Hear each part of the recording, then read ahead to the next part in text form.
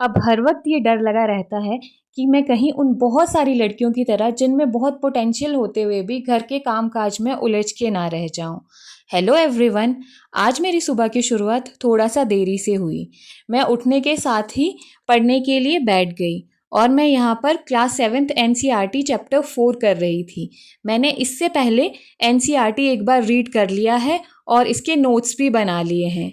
यहाँ पर मैं इसको लर्न कर रही थी। और आज के लिए मेरे टारगेट्स है class 7th NCERT history, geography, polity के एटलीस्ट 2-2 चैप्टर्स। अगर मुझे उठने में किसी दिन देर हो जाए या मेरे को लगे कि आज मेरे टारगेट्स कंप्लीट नहीं होंगे तो मुझे बहुत ज़्यादा गिल्ट फील होता है और मेरा मूड बहुत ख़राब हो जाता है। किसी भी काम को करने के लिए मन नहीं लगता है। इस टाइम पर कॉन्टिन्यूटी मेंटेन करना मेरे लिए बहुत ज़्यादा इम्पोर्टेंट हो जाता है, क्योंकि हिमाचल प्रदेश में टीजीटी के फॉर्म्स कभी भी निकल सकते हैं और मेरा टारगेट है कि मैं उससे पहले एटलीस्ट एक बार अपना एनसीईआरटीज कंप्लीट कर लूँ, क्योंकि जब फॉर्म निकलेंगे और तब पढ़ना शुरू करेंगे तो ऐसा नहीं है कि हमारा पेपर क्लियर हो जाएगा।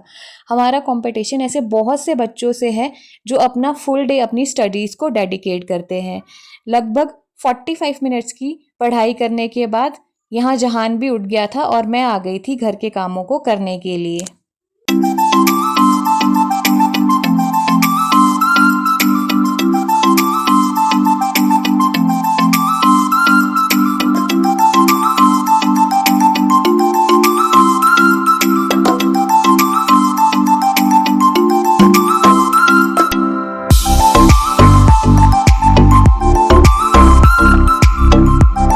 यहाँ पर मैं फिर से पढ़ने के लिए आ गई थी।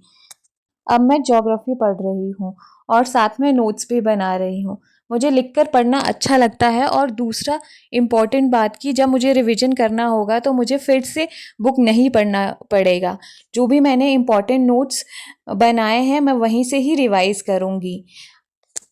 मुझे यही लगता है कि रिवीजन बहुत ज़्यादा इम्पॉर्टेंट है, क्योंकि हम बहुत सारा पढ़ लेंगे और हमें वो याद नहीं रहेगा तो उसका कोई भी फ़ायदा नहीं है। इसलिए इम्पॉर्टेंट है कि हम उसे साथ-साथ रिवाइज़ करते रहें। जितना हम चीज़ों को रिवाइज़ करेंगे उतना वो हमारे मेमोरी में बैठ जाएगी। ये इम्पॉर्टेंट नहीं है कि हम एक दिन में कितने घंटे पढ़ते हैं और कितना सारा पढ़ते हैं। इम्पॉर्टेंट ये है कि हमने जो पढ़ा है वो हमें कितना याद है और हमने कितने अच्छे से पढ़ा है।